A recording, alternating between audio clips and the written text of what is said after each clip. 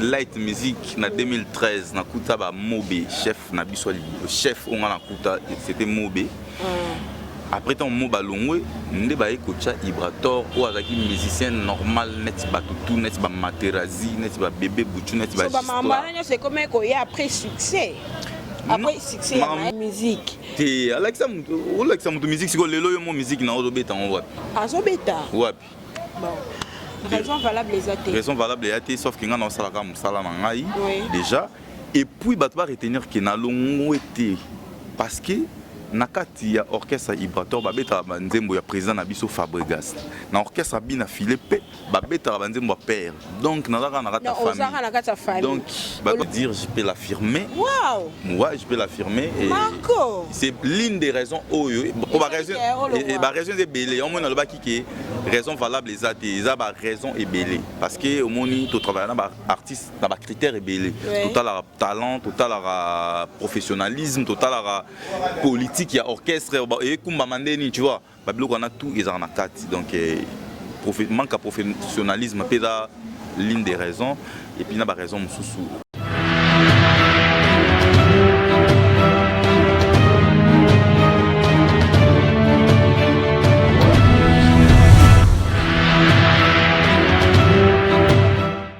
Chers internautes, les internautes du monde entier, les internautes de la République démocratique du Congo, les internautes de Mama Popo, les internautes de l'océan du Congo, bonjour, bonsoir, salut, partout dans le monde, les Sika Bozali, ça dépend, il y a R.O. et Komelibino, Nabanda Kunabino, Obokouti, Obokoti, puis Bozomo na Mama Popo, Oyabino, Oasela Rabino, toujours Moussala Kitoko, Toza Awakaka, Nakatia, océan du Congo. Océan du Congo chaîne Oyo et puis sa cabine toujours ba bonne humeur chaîne Oyo et la cabine toujours ba actualité chaîne Oyo et ça la casque bino na biso tozala en connivence précisément na branche na biso ya découvrons nos artistes je vous le dis à tout moment nous sommes là on fait que parler des actualités on essaie un peu ya ko créer donc créer mais ko lukela bino ba actualité Oyo ezo sala que bino na biso tozala en connivence avec l'actualité qui circule dans le monde musical Nabiso. Vous savez, il y a plein des actualités, mais aujourd'hui, je suis là, je suis avec mon invité, mon invité surprise. C'est un peu de Yako Sepeli Sabino, les internautes, les fans. Là, le fan, c'est que vous avez essayé un peu de demander. Bobi Sekinga Mama Popo Toza la Posaya Mutu Oyo, na Memeli Bino Lelo na plateau. C'est alors que j'ai fait violence, na sali violence avec en complicité avec mon équipe technique, mon coordonnateur, le coordonnateur intelligent, les coordonnateurs en même temps caméraman, au nom de Kabouya, Hervé Kabouya, garçon intelligent, moi la mobile moko maël belé, en complicité aussi avec toute mon équipe technique.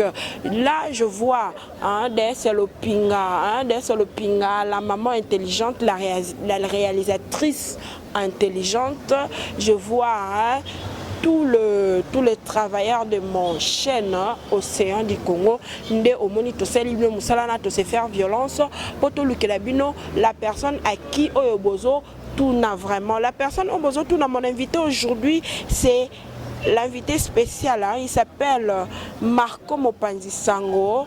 Marco Mopanzi Sango, Oboyebaki est na Villanova, Boyebaki est et pas à présent na biso Fabregas et puis boyoye baé lelo boyoye baé après et pas à présent na biso Ibrator piana yale aujourd'hui il s'est décidé d'aller quelque part le quelque part wana oyo a s'est décidé yemoko il va essayer un peu de parler en long et en large ici on a plateau na biso na branche na biso à découvrir nos artistes je le reçois déjà. Bonjour Marco Mopanzi. Bonjour à toi Katifo la Mama Popo et puis merci na chaîne Oyo Océan du Congo donc on a pesi bino mbote donc bah abonner tout bref bah tout baza branché na minute on a pesi bino mbote voilà. Marco Mopanzi Sango aujourd'hui quand tu te sens Marco Mopanzi Sango, quand tu te dis que tu es Mopanzi Sango, qu'est-ce que tu ressens avant de côté dans les détails? Mopanzi Sango déjà ce qui surtout so ba benganga kombo na po Mutapé Sangango, c'est le maestro Fabregas que je salue en passant, mais c'est des trous. Et il Mutapé Sangango Komboana. Donc, si on doit bien Komboana, on vraiment et ça l'a bien parce qu'ils ont mérite. Donc, on a Marco Mopandi Sango. On était avec des Gina PMF. Et ensuite, Mbonzo a rejoindre Bisso. Après, donc, mais on va bien Marco Mopandi Sango. Donc, ils ont signé à reconnaître Moussa. Donc voilà, et ça l'a bien. Ah oui, merci. Marco Mopandi Sango, Ozalaki et pas à Maestro Fabregas, tu as fait ton temps. Et subitement, tout le monde n'est pas président Ibrator en piana. Qu'est-ce qui a fait que Olongo subitement n'est pas président Fabregas et puis Oye n'a pas contre-maître? Ouais, Zaki, justement, des arabes, place problème et j'ai eu un problème dans mon département, donc na battu à TV parce que on a un problème directement na maestro Fabregas même jour au tendre micro alors il faut que non on a marqué deux problèmes mais par contre entre eux na ba collègue na eux parce que problème où ils les ont et je me suis décidé na longo calmement na ndenge pe ya mabete après ne balobara pe que soso ya malamu soso maele à lire pembe na ndako on a talé quand bon Ibrator piano ex-chef Nabiso a yebi pe politique moi moké il y a Villanova il y a Light Music ne bando tambula donc tout marchait bien et on a fait une route ensemble tout ça li autoro ça là puis voilà. Les internautes, quand on parle de Marco Mopandi Sango, c'est un porte-parole Oyo, tout le monde qui est Azaki na Villanova, abandonné comme Menabiso vraiment, nouveau, disons, message, nouvelle Oyo, et bandai ko constituer toujours, ou bandai ko ça là ce que Toye banako a informé dans l'orchestre Nabiso à Villanova. Quand on parle de Marco Mopandi Sango, c'est un manager, disons un porte-parole bien formé, bien encadré, Azaki Pemena, maestro Fabre et puis Aye na contre-maître. Parcours et pas va contre-maître. Un très bon parcours parce que c'est la famille, hein. Faut boye batke biso tout aba na papa mon corps maestro Fabregas mutabimisa biso. Mais bien beaucoup ma binoka boye parcours c'est la famille et si bitima toyo kaka c'est la famille et puis bokabwani. Et là on y peut sali que yo longo et pas ma elongo et pas Ibrator oyo mona que non singa famille. Olongwe n'est pas Ibrator mbala moko to mona yo komi porte non dernièrement to landa na ba etando ike to landa na ba écran na biso hein na émission mo totala ki to mona ki confrère na biso moko to mona ki confrère na biso moko yamba ki yo ba présenter ki yo officiellement porte-parole ya buna filé. Oui ba présenter ki ngai porte-parole la voix autorisée ya buna filé. Donc, pourquoi hein? Pour les lots qu'on se le dise. Tous hommes qui ont bien filé na Ibrator piana, bazo kana disuti. Non, c'est pas ça. T'es bon parce que vérité point. Faut déjà qu'il y a longwete pas Ibrator pour Ibrator bien filé. Bango tout bada bana ya papa moko maestro Fabregas. Mais Ibrator alors que non, Fabregas ça papa na été yende mutalakisa Fabregas musique. Oui, comment bien le commissaire moi au moment où lui il s'est dit que non il est père. Mais bien le commissaire moi pourquoi? Les gens savent, les gens ont toute la vérité na mitema na bango. Mais par rapport, il y a une explication au président Ibrator Piana Yale on appelle si bamote si Kazali. Il y a un orchestre nini Yale. Bon, si tu as dit solo orchestre, tu peux sabino raison. Mais si tu as dit solo ancienneté, na nenge bazale la na banenga batina na matete. Ti wana mamba batina na singa na tina na yeba na nga bango te. Nga na yo ba bango na boulot pena ki to mo beta musique, to beti ba to beta ba ya mado, to beta ba. Mais archive par rapport à archive ne to mona que non Ibrator na ba musala o lelo ezo salama, to mona que non Ibrator. C'était lui votre mais il a formateur na bino. Formateur. Et puis nakati ya na ghetto, faut pas mener ça à la télé. Na light music to banda to yoka parce que to sala ba émission. To yoka que ezala que moi na mai amoni que na longwe moi na mai Fabregas. Président Nabiso, président ba Ibra. Na yete na lo ba contexte mobo. Moi na mai Fabregas, hein? A longwe na ye na maison mère. Angasala maisha na yende baluba. Angasala mamnae. Ake aye ko solliciter kaba oyo yayi ba ne ko travailler na batinel. Cela veut dire tout le monde a Yasser, tout le monde a Ibrator, tout le monde a Migler. A sollicité Bango, Thierry Migler a sollicité Bango avec non Hervé Tao. Oui, Hervé Tao. Na PC Motesi Kazali a sollicité Bango avec non bala maiboyo changa poa tout ça la borne à biso. Donc quelque part bazalé ba collaborateur. Mais quand on a eu Light Music en 2013 na kuta ba Mobe chef na biso chef on a kuta c'était Mobe. Après ton mot balongwe, nous devons écouter Ibrator ou avec un musicien normal, net ba toutou, net ba materazi, net ba bébé bouchou, net ba histoire. C'est comme un courrier après succès. Après succès, maestro. Ton maestro moni que non, a commis un succès naé, n'a le week-end noté, bon on peut les envoyer en ligne, na bien. Bon amour, bah comment album anani affiche. Toi tu as vu les affiches, tu as vu les. Mais toi qui est la source, toi qui est la cuisine interne. Si tu habites dans la cuisine externe, tout le monde a un maestro, maestro, maestro. Ah ouais?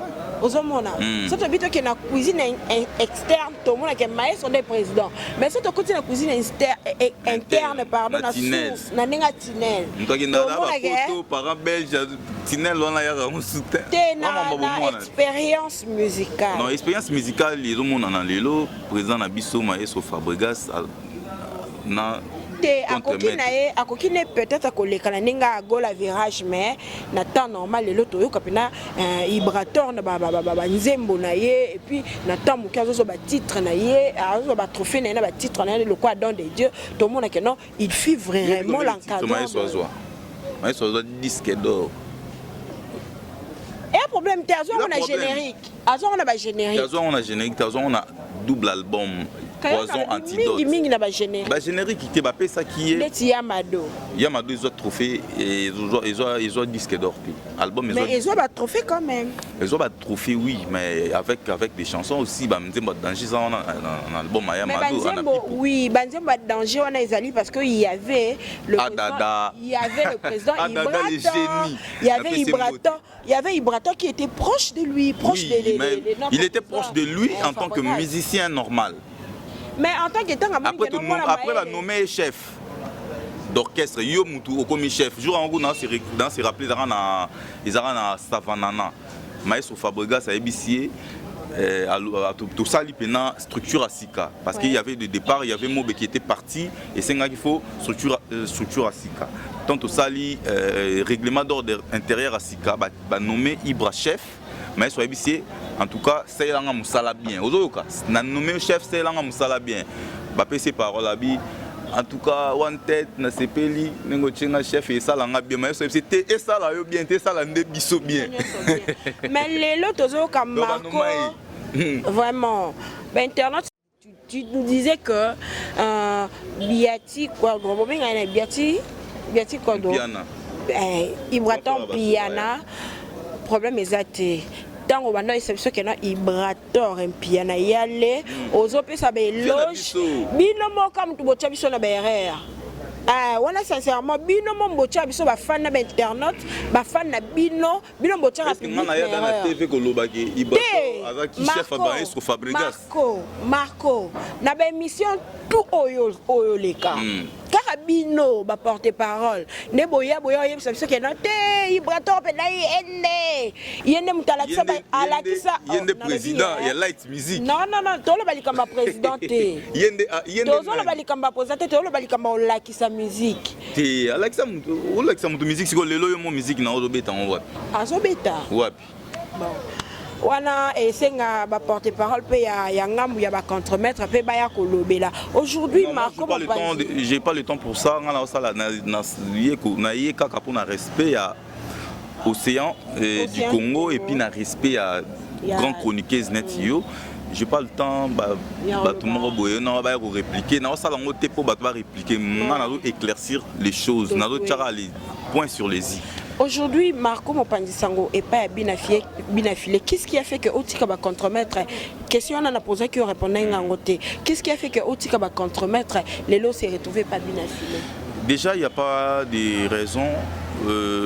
Raison valable les athées. Raison valable les athées, sauf qu'il y a un déjà. Et puis, il va retenir qu'il y a un été. Parce que, nakati ya orchestre Ibrator babeta banzembo ya président Nabiso Fabregas na orchestre bina Philippe babeta banzembo père donc nazaka na kata famille ozaka na kata famille donc olongwe pa moi liboso oye pa moi na katikati donc bon président Nabiso président Batiri Migler vraiment les internautes donc yé azo kika grâce ba nommé chef bakoka pe ko lobate yo te to chamuka sima. Vous comprenez? Les internautes vont comprendre que à tous la tranche nabiso à découvrir nos artistes oyo et même la rabino toujours ba information vraie tant ma comme on pense sangazo bete la biso ba ayo ça biso ba information on sait que tous sous attendre que ça ba information vraie. Voilà. Dès là ma tête bon comme président dès là la PC mon directeur en marketing nabiso avec assistant à Dertin Sasa un directeur boss. Et aujourd'hui, tu y es avec notre président Binafilé. Au Messani, c'est Biso Bongote. Et pas à full boss, c'est Binafilé. Différence ces années. Parce que bien que Osake pas yaya Mukolo, qu'est-ce que pas yaya Leki. Et pas Leki, disons. Osake pas yaya Mukolo, si causé pas Leki. Par rapport à travail. Le travail évolue très bien. Donc, tel dans Mikolo, on a appel fort. On s'est retrouvé. On a appel fort, donc on a appel fort. On s'est retrouvé. On n'a pas Ibrator. Après ça qui Yams. Yams moto, le batteur. Après ça qui voiture. Ah ouais, c'est une bonne chose. Et pas bien affilé, musicien il a la voiture. La voiture est belle. Tu as j'étais dans la voiture. Tu as mission Nabiso, moi aussi ma voiture, chief Nabiso. Donc directeur en marketing Nabiso. To boss donc CG Nabiso dans biso ba voiture et logo et ça que au long pas Ibrator et ça que parce que tu ne te retrouvais pas déjà pas ça Nabiso la mascarade il y a déplacement dans côté parce que vous n'êtes pas de la même maison. Non, on est de la même maison maestro mais on a pour na yo parce que au point na mukili mobimba ba yebi bongo patu bilela yebi ke to sala ka pour na mukili mobimba Ibrator abeta na orchestre monté na mukili yango na lobi to sala pour na mukili mobimba to sala pour na bongo hein parce que tu ne te retrouvais pas de l'autre côté chez le contremaître aujourd'hui tu es chez le président Binafilé tu t'es dit que non tu te retrouves donc ça fait combien de temps aux ans un mois les 21 dans la salle un mois Marco un mois on s'est retrouvé. Moi, on a un mois déjà, donc moi, on a un mois, ça m'a embêté, donc bientôt là, on va pouvoir comprendre la différence. Donc, la vie marche en avant et puis la vie est à évolution. Nayebi, Marco, on a posé une question encore. Pourquoi pas on reprochait ex-président Nayo. Ex-papa ex-président Nayo Ibrator reproché. C'est mon frère. On a eu la conversation tout à l'heure. Ex-président Nayo. Là c'est entre toi et moi. Mais au tali caméra, on reproché on a reproché le côté, c'est un gars bien, Asalam Salane bien et Azalara bon. Donc bana mayo batikali kuna. Bozala kuna donc contre maître Ndé Makambo. Carré. Marco Mopandisango, les internautes vont comprendre que c'est ça la musique congolaise. La musique congolaise, quand on voit le déplacement, quelque part on peut aussi dire que non, évolution, ou bien ils ont fait reculer, on ne sait pas. Ils ont donné un rôle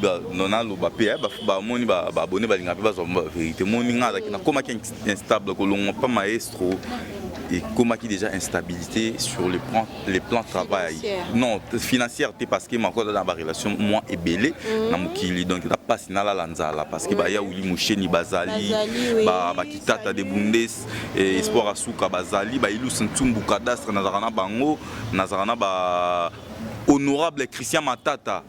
Je te salue, honorable Christian Matata nazarana bango déjà donc il a passé na la lanzala na mboko du coup instabilité d'akinde na niveau ya musala mon ngana la professionnel donc boulot faut dans la pena na ba norme ya musala so ila pena ya na bongo et ko bandora besenga bato mona ye Mopandisango Marco vous comprenez? Ça rabaisse des fois. Donc, il y a un ça la macambo, on a l'eau, ils ont la peine de c'est que quelque part, il n'y avait pas du professionnalisme. Ben oui, je peux le dire, je peux l'affirmer. Waouh! Ouais, je peux l'affirmer. Marco! C'est l'une des raisons. Pour la raison est belée. On a le bac qui est raison valable les athées. Ils ont raison et belée. Parce que au monde, tu travailles dans artiste, dans critères et belée. Total à talent, total à professionnalisme, total à politique, il y a orchestre et comme Mandeni, tu vois. On a tout, ils en ont 4. Donc manque de professionnalisme, c'est l'une des raisons. Et puis, il y a des raisons où il y a X, où on a vraiment, Marco Mopandi Sango, hein, je suis avec Marco Mopandi Sango, nous sommes déjà à la fin, nous sommes pratiquement déjà à la fin. Je ne sais pas, qu'est-ce que tu garantis à public Nabino et puis qu'est-ce que tu promets hein, par rapport à ton boulot et puis par rapport à l'avenir, par rapport à ton carrière aussi. Ouais, déjà pour ma carrière, l'avenir c'est Dieu qui sait. Donc, mais lobby, on peut se réveiller. Tout le monde peut la réalité. Du coup, Bakinara Pembe n'a bien affilé, full boss, le lève du maître. Et donc, on a Pembe Nae. La plus belle femme ne donne que ce qu'elle a. Donc, on a président Blanchard de la Matete Bomoko Ayebi, savoir-faire et donc, du coup, Nazali, donc on va retenir Péké.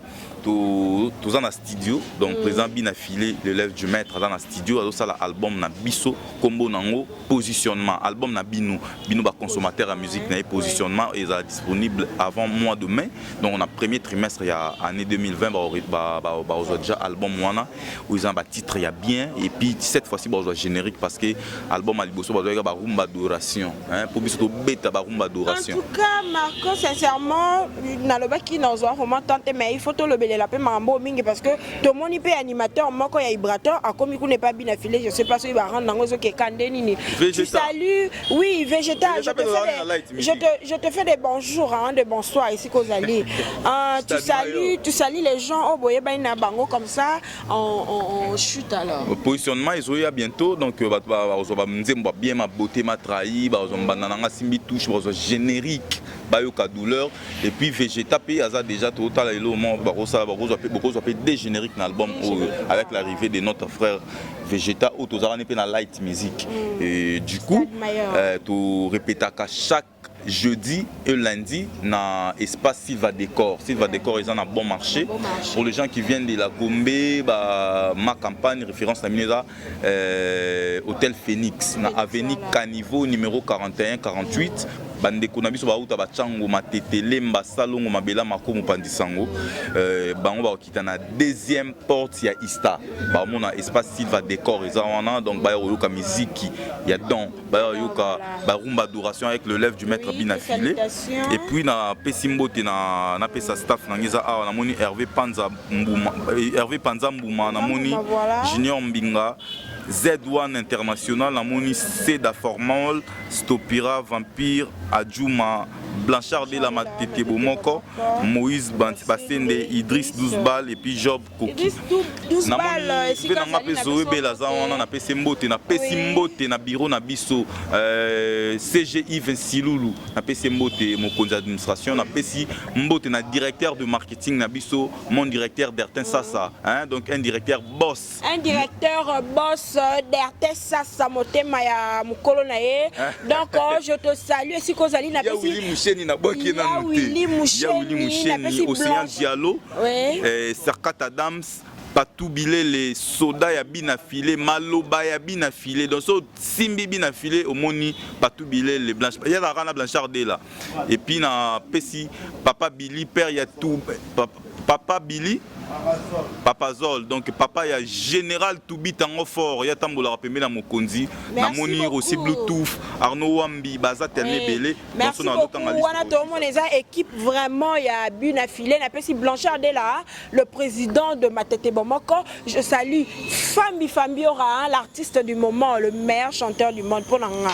Ça n'engage que ngamo Maman Popo. Je salue, oui. Je salue Moïse Bassende, Idriss 12 balles na pesombote. Je salue Anita Babé Poupé à famille, taille olympique na pesombote na j'ai voulu soldat, Rossi Bossala na pesombote na pesi tout le monde, tous les internautes au balinganga, ma famille biologique, na pesi papa nangai, Isidore Bakanza, na pesi bangonyo sombote. Je vous aime énormément Fanny, Fanny Kinaka, la lingayo mingi. Je t'aime énormément. D'ici là, restez scotché, branché, vous ne serez jamais déçus. Philo biomba. Solingo là, toko ma bio, ça la bien, il faut que pas biomba. Je vous aime beaucoup. Tant que l'émission Oyo, au tali kaka, tant que tali, au cliquer na bas à écran na yo, au cliquer, au s'abonner. Et puis quand tu t'abonnes, et puis ok, quand la clochette moezawana, au cliquer wana, là tu auras tous nos programmes, vous allez vraiment scotcher. Je vous aime beaucoup, restez scotché, branché. Vous ne serez jamais déçus avec Maman Popo. Maman Popo, Maman Katifola. Merci beaucoup, Kabouya. Alino likambote ata baluli kitoko lopango lokumo propriétaire